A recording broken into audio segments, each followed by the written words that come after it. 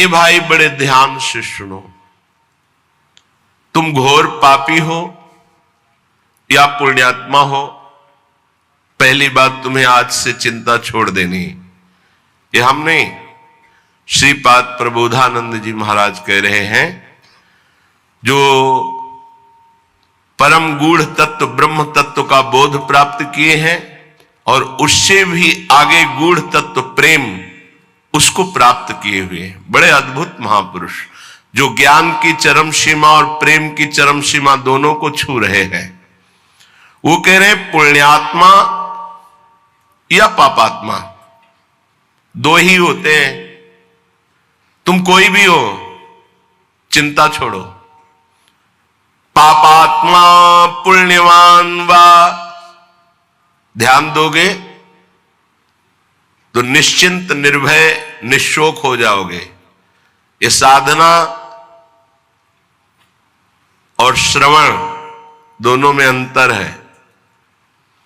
श्रवण से जो श्री कृष्ण प्रेम प्राप्त होता है वो साधना से नहीं होता। साधना मथुरा के ब्राह्मण कर रहे हैं और श्रवण मथुरा के ब्राह्मणों की पत्नियां कर रही है। भगवत साक्षात्कार उनकी पत्नियों को होता है, अपराध बनता है उनसे, अवहेलना कर देते हैं श्री भगवान के सखाओं की, भगवान की आज्ञा की। बहुत ध्यान से समझना है, ये जो श्लोक है निहाल कर देने वाला है। आप इन्हीं में से कोई होंगे। पापात्मा पुण्यवान वा प्रशरद अपयशाह कीर्तिमान वा,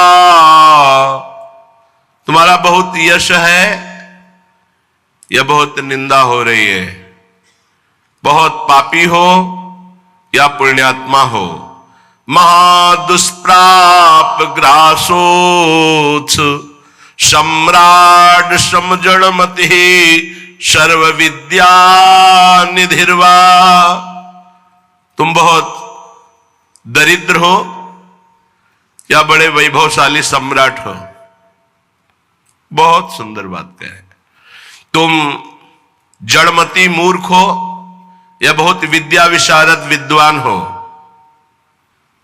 तुम कोई भी हो चिंता छोड़ो।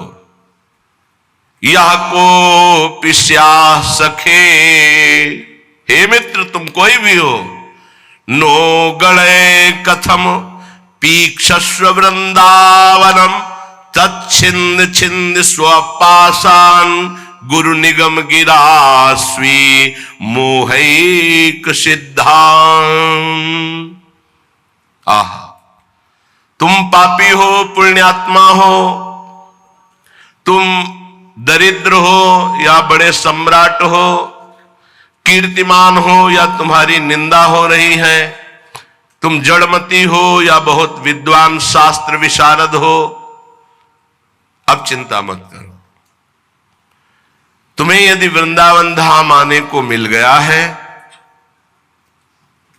और तुम्हें शास्त्र के अनुसार चलने वाले रसिक सदगुरुदेव की शरणागति मिल गई है, तो छिंद छिंद स्वापाशान, अब तुम्हारे जितने बंधन है सब छिन्न भिन्न हो जाएंगे, नष्ट हो जाएंगे। यहां साधन शब्द का प्रयोग नहीं किया। क्यों? क्योंकि साधन असाधनों को मिटाने के लिए जन्म जन्म रगड़ करनी पड़ती है। भगवान आद्य गुरु शंकराचार्य जी ने कहा है कि 1000 जन्म साधना के बाद मुमुक्षता प्रकट होती है। शास्त्र जन्म जब साधना हो तब मैं मुक्त होना चाहता हूं ऐसी इच्छा प्रकट होती है। और भगवत प्रेमी महात्मा का एक क्षण का संग तात स्वर्ग अपवर्ग सुख धरी तुला एक अंग तूल नताय सकल मिल जो सुख लव सत्संग। अगर रसिक संत का संग मिल जाए तो मुमुक्षता नहीं, मोक्ष सुख भी एक पलड़े में रखा जाए, एक पलड़े में सत्संग का सुख, तो बोले मोक्ष हल्का हो जाता है।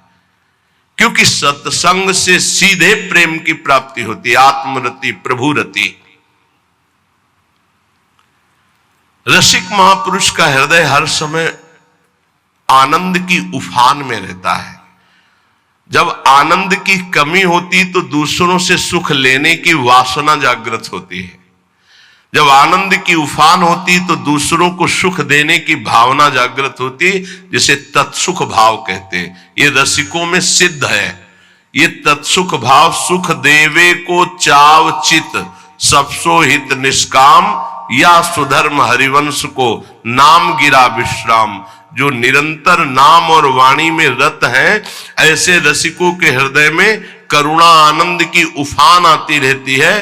तो कोई चाहे जितना पतित हो या पुण्यात्मा हो, दरिद्र हो या महाराजा हो, विद्वान हो या मूर्ख हो, सबको परम प्रेम प्रदान करने की सामर्थ्य रसिक सदगुरुदेव के चरणों में है। तो जो अपने मोह का छेदन कराना चाहता है, वो गुरुदेव के चरणों का आश्रय लेकर उनकी आज्ञा के अनुसार चले। गुरुदेव कैसे? बोले गुरु निगम गिरास, जो शास्त्र मर्यादा से सिद्ध हुए हैं। मनमाने आचरण करने वाला, शास्त्र विरुद्ध आचरण करने वाला साधक नहीं होता, फिर सिद्ध कैसे हो सकता है?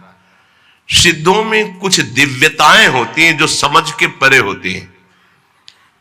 वो हमारी मानसिक बुद्धि नहीं है।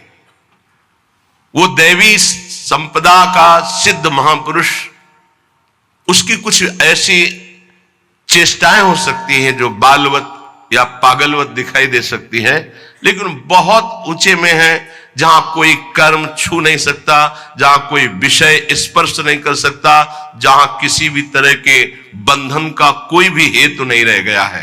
वो ऐसी स्थिति होती है।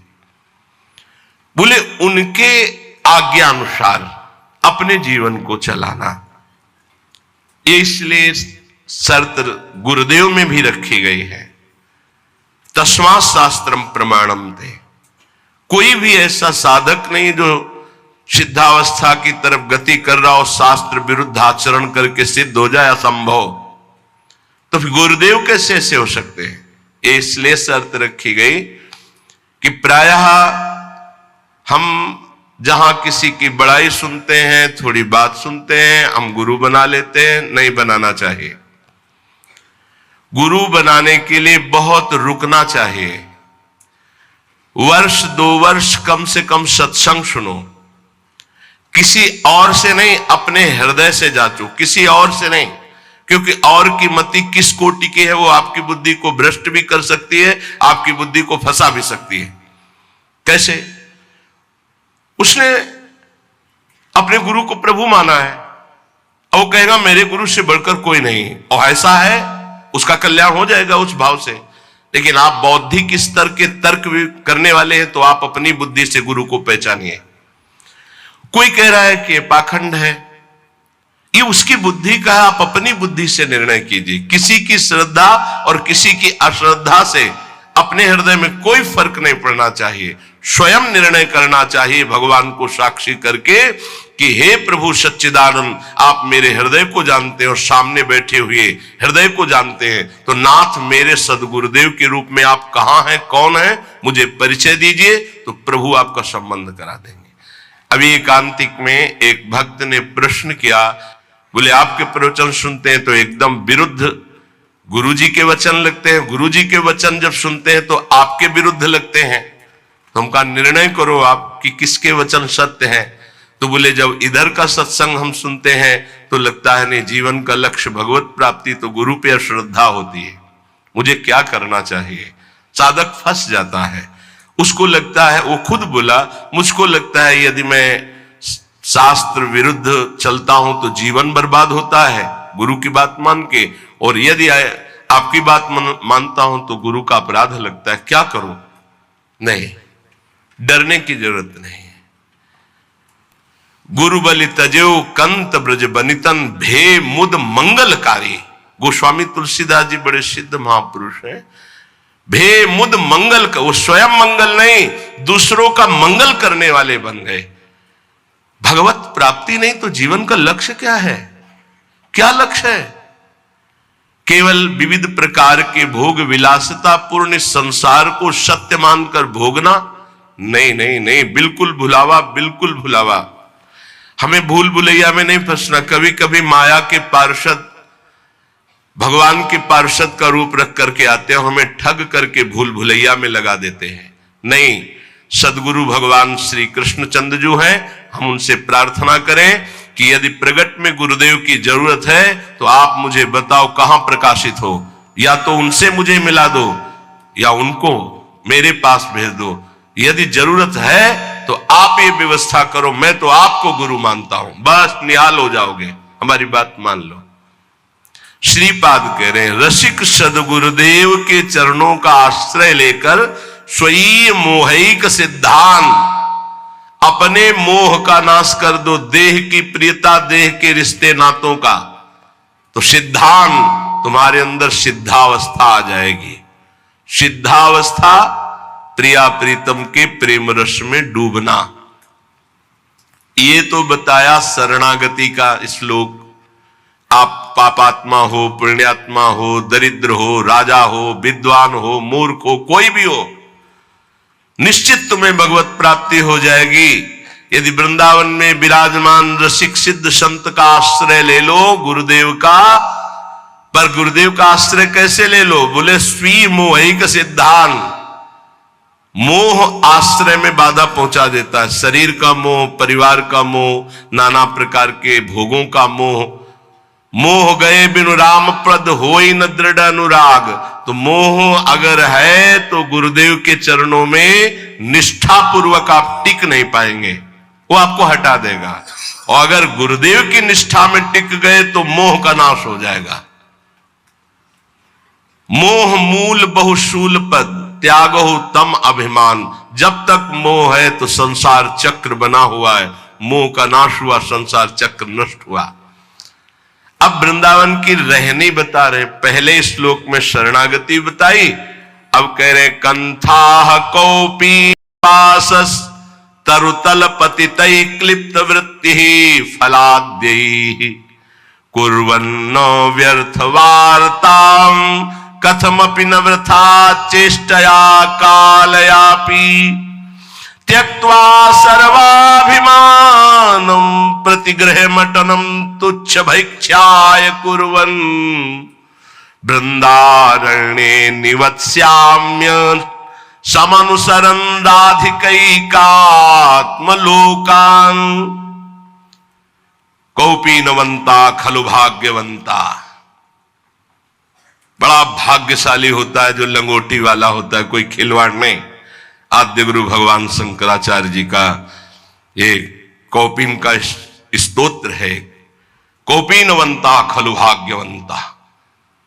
नरसिंह मेहता का काछ वाछ मन निश्चल लाखे धनी धन जननी तेरी रे। लंगोटी का पक्का, जबान का पक्का, मन का पक्का। तो बोले भड़ नरसैया दर्शन पावा।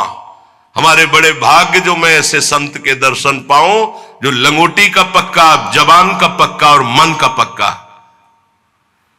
कंथा कौपीनवासास कौपीनवंता खलु भाग्यवंता। लंगोटी का तात्पर्य होता है जितेंद्रिय। आजीवन भगवत आराधन में अपने जीवन को समर्पित करके एकमात्र परमानंदमय सुख का भोक्ता, किंचन मात्र कहीं कि किसी इंद्रिय का भोक्ता नहीं। वासास परिग्रह रहित वस्त्र। साधु का जो वस्त्र है वो परिग्रह रहित होना चाहिए। परिग्रह जिस पर किसी का अधिकार नहीं। वो हरिराम व्यास जी ने कहा घूरे में से बीन चिनगटा रक्षा कीजिए सीतिन। चलो वैसा नहीं तो जो गुरु प्रदत्त वस्त्र हैं या जो स्वाभाविक सहज में जैसे बन जाए। याचना की वस्त्र के लिए कहीं आज्ञा नहीं है। केवल याचना भिक्षा के लिए है, अन्य याचना नहीं है।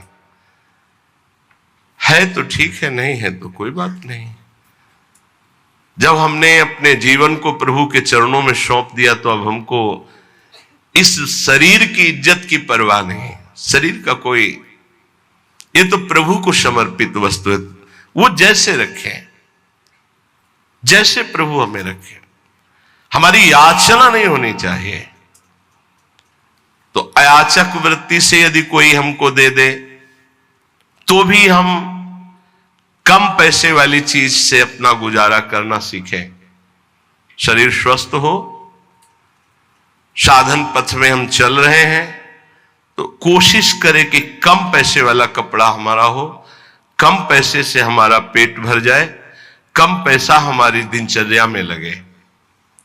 ये जीवन भर इसका निर्वाह गुरुदेव की कृपा से हुआ है। अब तो जैसे प्रभु रखें, प्रभु जैसे। शरीर स्वस्थ है तो टोटी से उतना ही पानी निकालना है प्रकृति का जितना आपको आवश्यक है। लाइट उतनी, ये नहीं कि आपके कमरे की है, नहीं, विश्वात्मा भगवान आपको सुविधा दे, उतना ही पंखा चलाओ जितनी जरूरत। जितना लाइट की, अगर बिना लाइट के आपका काम चल रहा है, पढ़ना नहीं, दरवाजा बंद, लाइट बंद, शांत अंधेरे में बैठकर चिदानंद स्वरूप प्रिया प्रीतम के ध्यान में मगन। साधु की एक अपनी रहनी होती है। बाहर घूम रहे हैं, पंखा चल रहा है, कूलर चल रहा है, वो सब तुम्हारे भजन कट रहे हैं। तुम क्या समझते हो, फ्री चल रहा है। प्रकृति, कोई तो पैसा देगा ना, तो प्रकृति से उतना ही प्रतिग्रह लिया जाए जितने की अत्यंत आवश्यकता हो, चाहे गृहस्थ हो चाहे विरक्त। वो तुम्हारी संपत्ति नहीं, विश्वात्मा भगवान की है, तुम्हें सेवा के लिए दिए। अगर तुम बिजली उतनी खर्चा करोगे तो वो दूसरे की सेवा में आगे आ जाएगी। प्रकृति बहुत बड़ी है, परमात्मा की, ये संसार की जो सृष्टि है, सबकी सेवा में पहुंचने के लिए वस्तुएं। हम उतना ही प्रयोग करें जितनी हमें आवश्यकता है, ये हमें उन्नति अध्यात्म की प्रदान करेगी। तो वास, वस्तु, वस्त्र उतना ही प्रतिग्रह शून्य होकर प्रयोग करे जितनी अत्यंत आवश्यकता है। और विरक्त के लिए घर परिवार से मनी ऑर्डर आकर के खर्चा होना, इससे अच्छा घर लौट जाए और वहां जाके मेहनत करे और फिर अपना जीवन यापन करे। अगर विरक्त है तो एकमात्र आश्रय गुरुदेव का, श्री भगवान का, बस जैसे भरण पोषण करें, जैसे बहुत अच्छे से करते हैं। अगर भोजन नहीं मिलता है तो आनंद इतना दे देते हैं कि भूख का कष्ट नहीं रहता है। सच्ची मानिएगा, ये केवल प्रवचन की बात नहीं है, ये छाती की बात है। कई कई दिन जब भोजन नहीं मिला तो इतना आनंद पवा देते थे कि भोजन की भूख मिट जाती थी। नहीं खान पान ते भावे है, नहीं कोमल वसन सुहावे है, ये प्रतिग्रह शून्यता। कंथा कौपी नवासस, नहीं खान पान ते भावे है, नहीं कोमल वसन सुहावे है, सब विषय लगे ते खारा है, हरि आशिक का मग न्यारा है। तरुतल पतितैः क्लिप्त वृत्ति फलाद्यैः। अब वृक्ष के नीचे रहने का समय नहीं रह गया, क्योंकि वृक्ष ही नहीं रहने। जिसको देखो वृंदावन वास के लिए आएगा तो सबसे पहले लता का हनन करने की सोचेगा। किसी लता को नष्ट करके आपका वृंदावन वास हो रहा हो, मत करना, श्री जी नहीं मिलेंगे। लता श्री जी की नित्य सहचरी है हमारे ब्रज की, और उसको काट करके, उसको हटाकर फ्लेट बना के, और उसमें अब बड़ी चतुराई की जाती है, बड़ी चतुराई की जाती है। जेसीबी से उसके नीचे कुआं कर दिया जाता है, वो गिर जाता है, रातों रात काट कर बाहर हो जाता है। तो क्या विश्वात्मा भगवान नहीं देख रहा है? रातों रात नष्ट हो जाओगे तुम, रातों रात नष्ट हो जाओगे। समय आने दो, लिख लो, ये ब्रज की लताएं, आप कोई भी हो, कोई भी हो, चाहे आप भूमि बेचने वाले हो, चाहे आप ब्रजवासी हो, चाहे आप बाबा जी हो, चाहे आप गृहस्थ हो, कोटि ब्राह्मणों की हत्या का पाप लगता है एक लता के छेदन से। हरिराम व्यास जी ने कहा है ये ब्रज की लताएं हैं, ये अज्ञान के कारण जानते नहीं, ब्रज की लताओं का नाश कर देते हैं। नहीं नहीं, ये लताएं बड़े बड़े परमहंस भजनानंदी ब्रह्म ऋषि की हत्या करने का जितना बड़ा दंड मिलेगा, उससे कई गुना बढ़कर दंड मिलेगा। वृंदावन की लता सम कोटि कल्प तरुणाएं, रज की तुल वैकुंठ नहीं और लोक की माएं। एक बार वृंदावन की लता से रो के देखो क्या प्रदान करती है। एक बार वृंदावन की लता को राधा नाम सुना के देखो, कितनी करुणा बरसाती है। ऐसी लताएं जिनकी प्रिया प्रीतम के द्वारा दुलार वृत्ति होती है। राधा करावचित पल्लव वल्लरी के, स्वामिनी जी की कृपा दृष्टि से सींचे गए, स्वामिनी जी के कर कमल से दुलराए गए ये वृंदावन की लताएं हैं, वृक्ष हैं। धिक्कार है हमारी बुद्धि को, चंद रुपयों के लिए आज हम लताओं का छेदन कर रहे हैं। बड़ा सुंदर पीपल का वृक्ष था, रास्ते में आते थे, बड़ा सुंदर बट वृक्ष, हमें लगता है कम से कम 300 वर्ष पुराना नीम का पेड़। ऐसे गए, अब कुछ बस नहीं चलता, कुछ बस नहीं चलता। हरिराम व्यास जी आज के 500 वर्ष पहले लिखे थे कि वृंदावन मथुरा कट रहा है, मुझे बर्दाश्त नहीं हो रहा। कट रहा है मतलब लताएं, मानसरोवर में इतनी लताएं थी। आज के 25 वर्ष जो दर्शन किए, कुंज की कुंज कहीं घुस के बैठो, रो प्रिया प्रीतम के लिए, ऐसा वातावरण।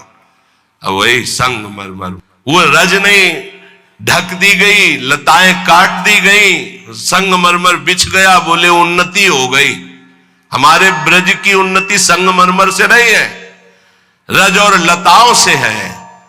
ये रोड से उन्नति नहीं है, रज और लताओं से उन्नति है। जब हम परिक्रमा में लौटते तो जो ब्रह्मानंद मिलता है वो पद्मासन लगा के बैठने से नहीं मिलता, ध्यान रखना। बड़े बड़े महापुरुषों को देखा, अब रज रानी के दर्शन मिलना दुर्लभ है। हर जगह व्यवस्था ऐसी, छू न जाए रज, जिससे कल्याण होना है, जिससे परम पद मिलना है।